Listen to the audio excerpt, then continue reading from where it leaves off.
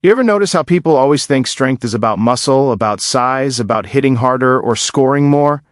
Like it's all physical or flashy. But that's the surface stuff. That's Instagram strength. That's highlight reel strength. Real strength, the kind that lasts, comes from somewhere way deeper. Islam teaches that true strength isn't in the noise, it's in patience, discipline, and moral courage. And man, when you start really thinking about that, it flips the whole concept of what it means to be strong. Because the world sells you this fantasy that being strong is about power, control, winning, dominating. But Islam is like, nope, not even close. Real power, it's the quiet stuff. The stuff nobody applauds. The stuff that shapes your soul. Patience, that's the first one. And I don't mean just waiting for your coffee at Starbucks without flipping out. I mean deep, soul-level patience. The kind where life throws chaos at you, betrayal, heartbreak, failure, disappointment, and you stand firm. You don't lash out. You don't collapse. You don't even complain out loud. You just endure, you learn, you reflect, and you keep moving. Islam calls that sabr, and it's crazy because it's not weak. The world thinks patience is passive. But patience is a war. Every moment you choose to stay calm, every time you resist the urge to react like a beast, every time you control your ego instead of letting it explode, that's a victory. That's strength people don't recognize because it's invisible, but it's monumental. It's like holding a storm in your hands and walking through it without losing your mind. And discipline, that's the second layer. Discipline isn't fun. Discipline doesn't give you applause. Discipline is waking up when your body screams no. Discipline is showing up for yourself when nobody else is watching. It's sticking to the path. Following the rules of your own soul, even when the shortcuts look tempting. Islam hammers this home with rituals, prayers, fasting, ethical conduct, because every act of discipline trains your mind, your heart, your will. Imagine being a world-class athlete, right? You don't get to the top by skipping practice or cheating the system. The same principle applies to your soul. Discipline makes you resilient. Discipline makes you predictable in your integrity. Discipline builds armor you can't see but feels unbreakable when the world tests you. And then comes moral courage, the hardest one. Moral courage isn't punching someone or taking a risky fight. Moral courage is standing up for what's right even when it's unpopular. It's speaking the truth when everyone else is lying. It's staying true to your values when temptation and fear are screaming at you. It's protecting the weak when the powerful are laughing. Islam constantly points to this. Prophets, saints, righteous people, they faced threats, mockery, persecution, rejection, and they stayed true. That's courage, that's strength. And it's not flashy, so the world often misses it. But it's eternal. That's the kind of strength that changes lives, not just headlines. And man, when you combine all three, patience, discipline, moral courage, you get this insane, almost untouchable energy.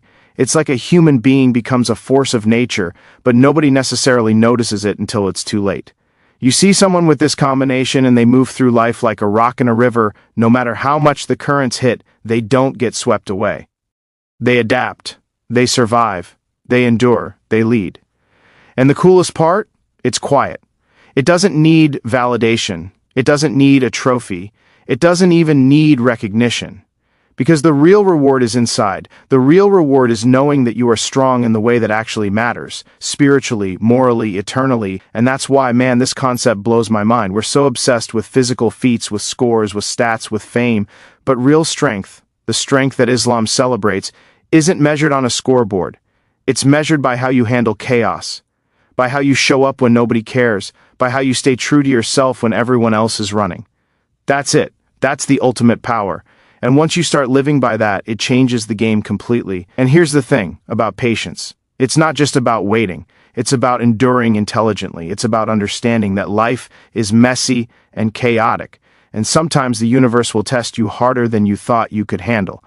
And Islam doesn't sugarcoat that. It straight up says, you will face trials. You will struggle. But your reaction defines your strength.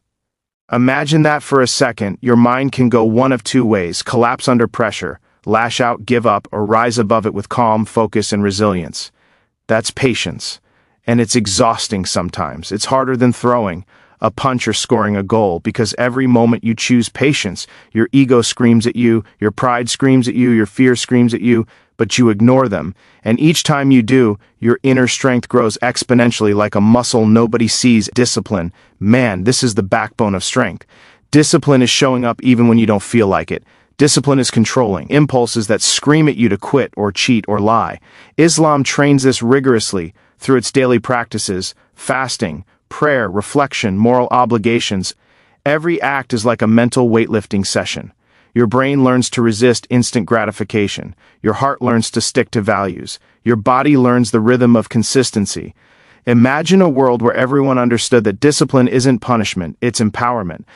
The strongest people you know aren't the loudest or the richest. They were the ones who have mastered themselves quietly every single day. Now, moral courage, this is where it really hits. Moral courage isn't just standing tall in a room full of people, it's standing tall when the world doesn't support you, when it's lonely, when the stakes are high, when failure could humiliate you, or worse, endanger you. Islam gives you examples of people who risked everything for truth, who defied oppression, who chose integrity over convenience, who embraced justice even when no one applauded them. That kind of courage isn't sexy, it's not viral, it's not going to get headlines. But it's eternal. It's the kind of courage that forms the core of your character and ripples out into every interaction you have. And when you see it in someone, you feel it immediately. There's a weight to it, a gravity, and the synergy between patience, discipline, and moral courage is insane. Patience gives you the endurance to survive hardship. Discipline gives you the framework to keep moving in the right direction. Moral courage gives you the backbone to stand firm in your principles. Combine all three, and you become unstoppable. Not physically, not in the way the world measures power, but in a way that actually lasts. That's strength Islam honors. That's power that doesn't fade when the fame dies or when circumstances crumble. And it's wild, because most people spend their lives chasing fake measures of strength, flexing, boasting, competing, comparing, trying to dominate others, but all that can vanish in an instant. Real strength is invisible. It's silent, it's tested in the crucible of life, and it's recognized only by those who understand it, and by God. And when you internalize that, your whole approach to life shifts. You stop needing external validation. You stop chasing hollow victories. You start building a fortress inside yourself that nothing can shake. And that's the difference. That's why, in Islam, strength isn't about being feared or famous. Strength is measured by endurance, consistency, integrity, courage, and the ability to maintain composure when the world wants to break you.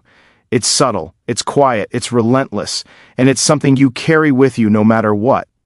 And here's the kicker about this kind of strength. It transforms how you see the world. When you cultivate patience, you stop panicking over every minor setback.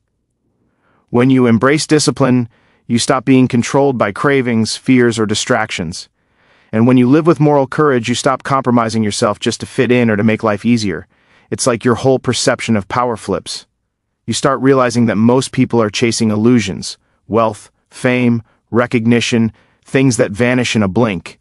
Meanwhile, you're quietly building something permanent, something nobody can take from you. Think about the examples Islam gives us.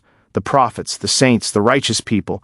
They weren't strong because they had armies or gold.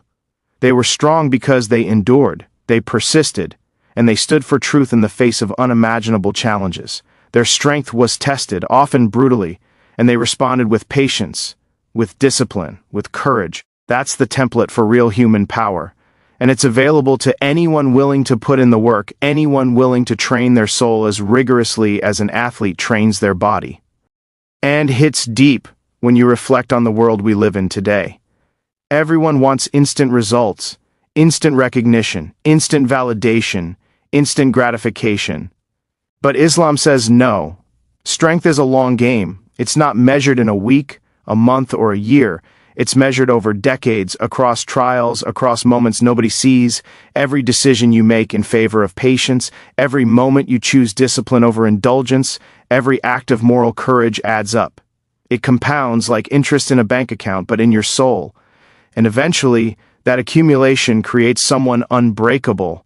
And the insane part is how this strength radiates outward. Someone who's patient, disciplined, and morally courageous changes the energy of every room they enter. People sense it. It's magnetic. It's not loud. It doesn't announce itself, but it's powerful. It influences others to act better, to think deeper, to endure more. That's the ripple effect of inner strength. That's how one person can make waves without ever raising their voice. That's how the quiet, disciplined, morally courageous person impacts the world in ways fame and fortune never could.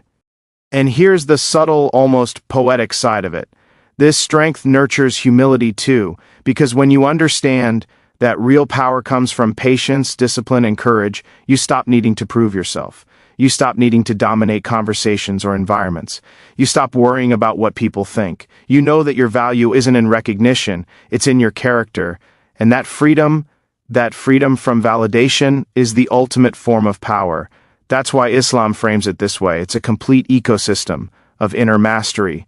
Patience steadies you, discipline sharpens you, moral courage defines you, and humility grounds you. And the crazy thing is, it's available to everyone. No matter who you are, what your circumstances are, what mistakes you've made, you can start cultivating this strength today. You can start small, resisting a bad habit, speaking truthfully when it's scary, waiting calmly when everything inside you wants to explode. Each act is a building block. Each choice compounds.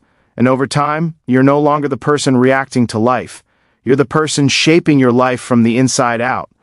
And the real beauty of this is how it prepares you for everything life throws at you. Because the world isn't fair. Life isn't neat. Chaos is constant, pain is inevitable, loss, betrayal, failure, these things come to everyone, no exceptions. And if your strength depends on wealth, fame, or physical dominance, you'll crumble. But if your strength comes from patience, discipline, and moral courage, you become untouchable in a way the world can't measure. You might still feel pain, you might still lose, but you don't break. You don't surrender your soul to the chaos. You endure. You adapt. You rise, and that's why Islam emphasizes this form of strength over everything else. It's not flashy, it's not marketable, it's not instantly gratifying, but it's eternal. It shapes your character, it shields your spirit, and it leaves a legacy far beyond what a trophy or a headline ever could. You start seeing life differently. You don't panic over temporary setbacks. You don't get distracted by noise or gossip. You're focused on the core of who you are and the choices you make, because those are what truly define you. And here's the kicker. Patience, discipline, and moral courage are contagious. People around you start noticing your calm in storms, your consistency in chaos, your unwavering stance on principles, and they reflect that back. You create a ripple effect of strength, not by force, not by intimidation, but by example. That's influence on a level fame can't touch. That's leadership the world doesn't recognize but respects at a soul-deep level. And this is where most people miss it. They chase visibility, popularity, applause, thinking that's strength. But Islam says, hold on, strength is quiet, strength is consistent, strength is moral. And when you finally internalize that, your whole life changes. You stop competing with everyone else for superficial measures. You stop seeking validation in hollow places. You start building real power inside you, power that no one can take away.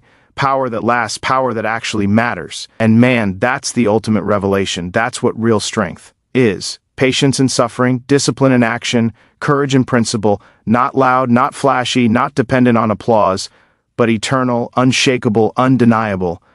That's the kind of strength that defines a life worth living.